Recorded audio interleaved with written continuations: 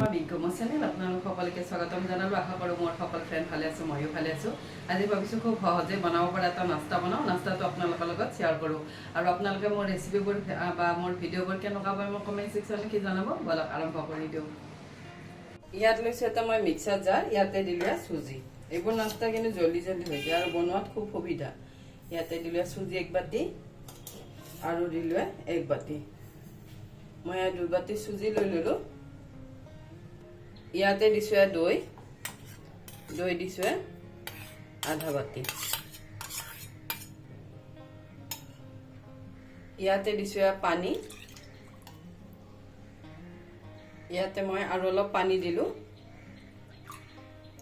এইখিনি মই মিহিকে পেষ্ট কৰি লওঁ। এয়া মই গোটেইখিনি মিহিকে পেষ্ট কৰি ল'লোঁ। লৈ ইয়াতে লৈছোঁ বাতিটো, লৈ ইয়াতে গোটেইখিনি ঢালি লৈছোঁ। বেছি পাতলো কৰা নাই, বেছি গোটাও কৰা নাই, এনেকুৱাকে কৰি লৈছোঁ।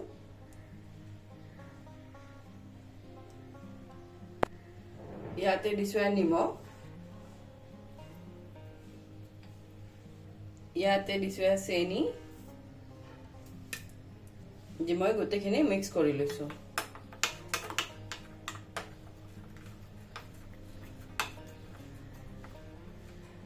গোটেইখিনি মিক্স কৰি ল'লোঁ।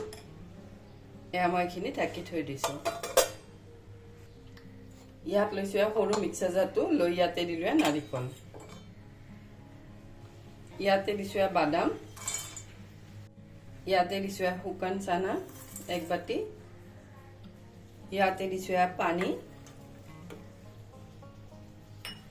ইয়াতে দিছোঁ সোৱাদ অনুসৰি নিমখ। ইয়াতে লৈছোঁ আদা আৰু কেঁচা জলকীয়া। ইয়াতে দিছোঁ অলপমান চেনি দি এইখিনি মই মিহিকে পেষ্ট কৰি ল'ম। এয়া মই গোটেইখিনি পেষ্ট কৰি ল'লোঁ। লৈ ইয়াতে লৈছোঁ বাতিটো, লৈ ইয়াতে দিলোঁ পেষ্টখিনি। ইয়াতে দিছোঁ পানী যিখিনি মিক্স কৰি লৈছোঁ। অলপ মানে চাটনিখিনি পাতল কৰি লৈছোঁ। মই আৰু অলপ দিলোঁ পানী।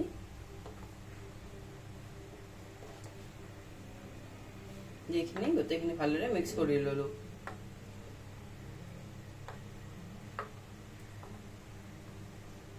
ইয়াত লৈছোঁ এখন তৰকা পেন, ইয়াতে দিলোঁ অলপ ৰিফাইন তেল। ইয়াতে দিছোঁ সৰিয়হ, মই কলা সৰিয়হটো দিছোঁ 1 চামুচ। ইয়াত দিছোঁ শুকান জলকীয়া 1 আৰু ইয়াত দিছোঁ নৰসিংহৰ পাত।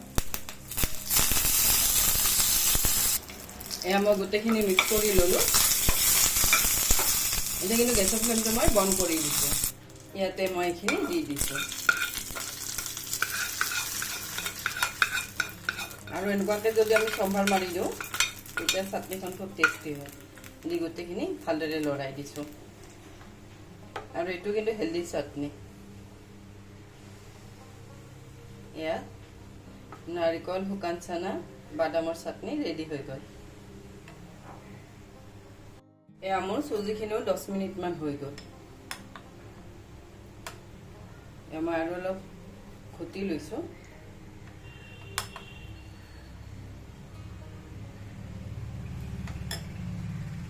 ইয়াত লৈছোঁ ইনো মই হাফ ইয়াতে দি দিম।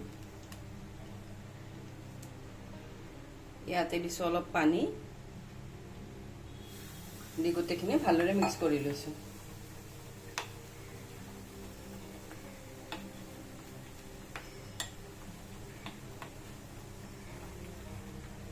ইয়াত লৈছোঁ এটা ফ্ৰাইং পেনৰ নিচিনাই কেৰাহী, লৈ ইয়াতে দিলোঁ ৰিফাইন তেল অলপমান দি মই ব্ৰাছডালেৰে এনেকুৱাকৈ মুচি দিছোঁ আৰু এনেকুৱাকৈ দিলে অলপ কম তেলতে হয়। মই গোটেইখিনি এনেকুৱাকৈ কেৰাহীটো মুচি লৈছোঁ।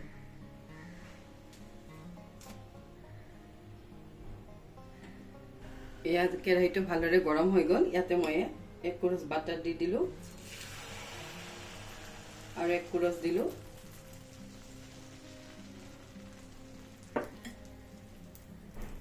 দি মই এইখিনি ঢাকি দিম। এয়া মোৰ 3 মিনিটমান হৈ গ'ল। এখন উত্তপম ৰেডি হৈ গ'ল আৰু এনেকুৱাকৈ বনালে একদম এনেকুৱাকৈ জালিদাৰ হৈ যায় আৰু এইবোৰ সৰু সৰু মিনি ধোচা বুলিও ক'ব পাৰি চুজিৰ। এখন ৰেডি হৈ গ'ল।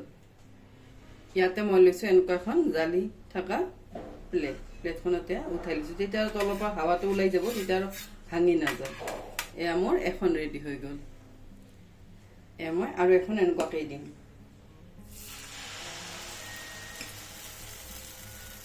এতিয়া আৰু মই তেল নিদিওঁ, এইখনো ঢাকি দিম। প্ৰথমখনতে তেল দি মুচি ল'লে হৈ গ'ল, তাৰপিছত আৰু তেল দিব নালাগে। এয়া এইখনো হৈ গ'ল। ঢাকি দিলে জলদি জলদি হৈ যায় আৰু এইখন তেল নিদিয়াকৈ হৈ গ'লে এইখনো মই প্লেটখনত উলিয়াই লৈছোঁ। আৰু এইবোৰ ৰাতিপুৱা নাস্তা হিচাপে খুব ভাল নাস্তা। এয়া মই আৰু এখন দি দিছোঁ।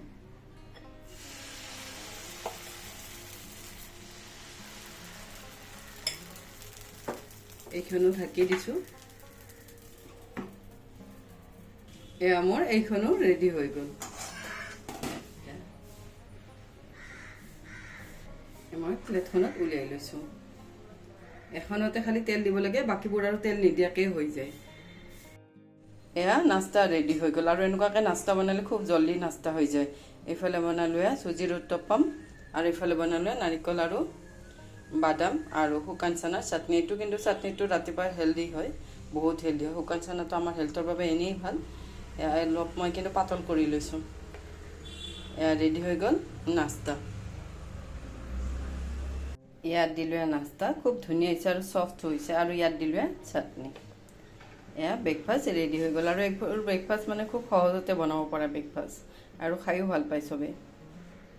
এনেকুৱাকৈ যদি আমি নাৰিকল, বুট আৰু বাদামৰ চাটনি বনাই দিওঁ, ল'ৰা ছোৱালীৰ বাবে কিন্তু খুব হেল্ডি। আৰু যাৰ যাৰ মানে ভৰিৰ হাতৰ বিষ থাকে, এইবোৰ চাটনি খালে হাতৰ ভৰিৰ বিষবোৰ মানে কমি যায়। কাৰণ শুকান চানাটো আমাৰ হেল্থৰ বাবে খুব ভাল।